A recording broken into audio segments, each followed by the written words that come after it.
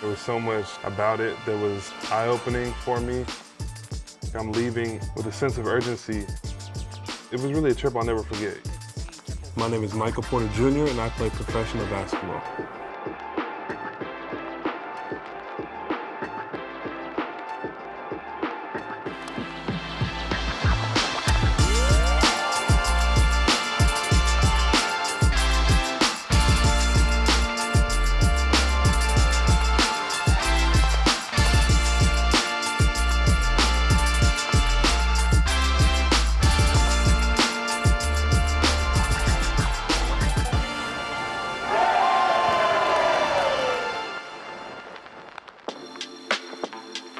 I heard about IJM through really a conference. It was a bunch of professional athletes. It was a great experience, and I heard about them and what they do and the work they do. Yeah, Michael, MPJ. I've known him for about a year. I met him actually at a conference where I presented the work of IJM. He immediately came up to me and said, hey, I love the work you're doing. How can I be involved? And getting to spend time with him here, he's such a curious person. He has such a big heart. Thank you for your glory. Thank you for bringing each of us on Team Freedom from around the world to be here today. The work that I think that IJM does is very important, and it's something that's close to my heart and something that I've always saw as a global issue and wanted to play my part in doing what I could just to help out in any way I could. It means a lot to share with my family. I brought my sister down here with me. You know, that's kind of my traveling buddy. I brought her husband. Nicodemus Christopher, he's kind of like my right-hand man, you know. They're looking forward to being here as well.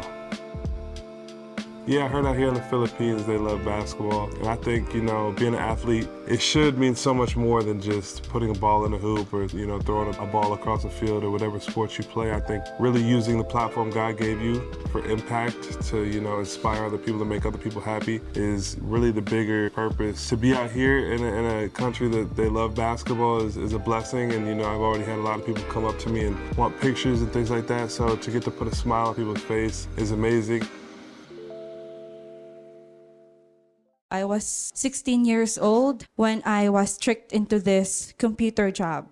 I became orphaned. My mother and father died when I was 13. I was experiencing physical and verbal abuse from my siblings. So I had this desire to move out and be independent.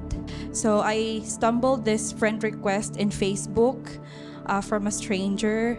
The girl who recruited me was in Pampanga.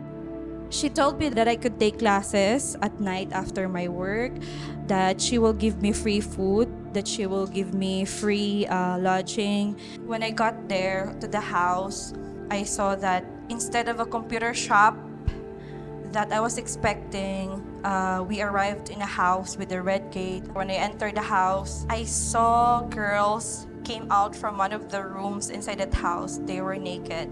And I was like so shocked. I didn't even know how to react on that. And that's when she explained to me what the real job was. Realizing what the real situation is, I told her that I don't want to do this anymore. I want to go back home. But she told me that I had to pay for the 150 USD that she sent me before I could go back home. I didn't have any money with me back then, so I literally fell into her trap. And that's how I got exploited there every day. Sometimes it's 8 hours a day, sometimes it's 12 hours.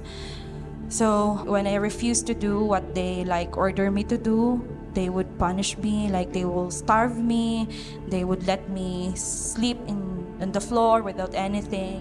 I would describe it as like a very long tunnel that I cannot see the end, you know, where there would be sunlight or anything.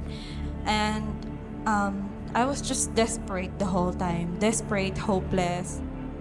You know, those stories are always so heartbreaking and touching just because they're so personal, and you get to see the person that went through it. But I think it's also so encouraging, and to see them use their story to inspire, but also to open up and just use their voice, I think is encouraging. No one is safe nowadays.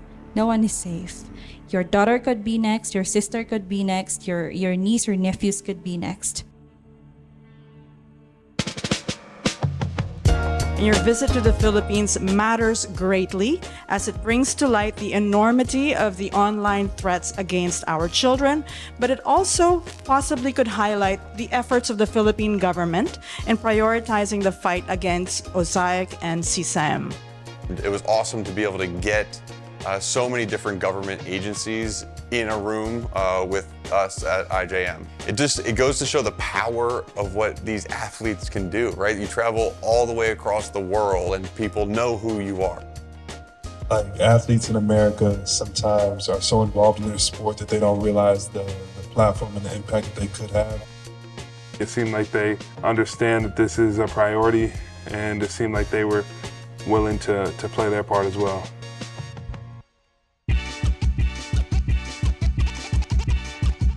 Right now we're at a park in Pampanga playing with the kids from a shelter. It's going to be, I think, a life-changing experience. It's going to put things in perspective for me, but more importantly, I think getting to spend time with some of those kids, I think will be amazing.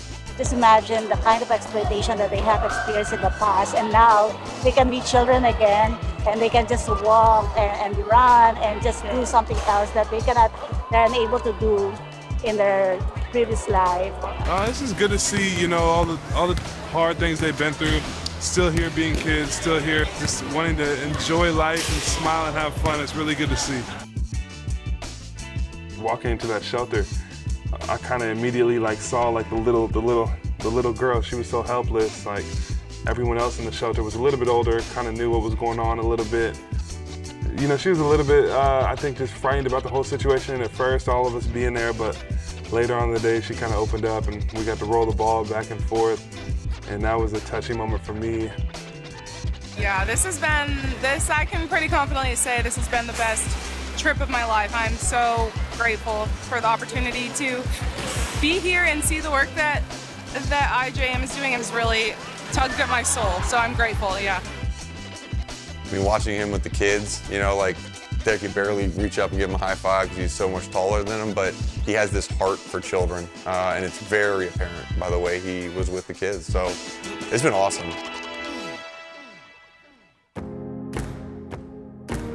There was moments throughout the whole week, things that I won't forget and things that I'll be able to take going forward and hopefully help this issue moving forward.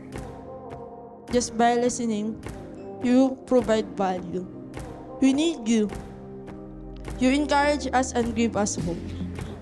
A large part of my life has been trying to make it myself and get to the place where I'm at today, but I think being out here, for me, is all about how I can serve others and see how God can impact my heart through serving others.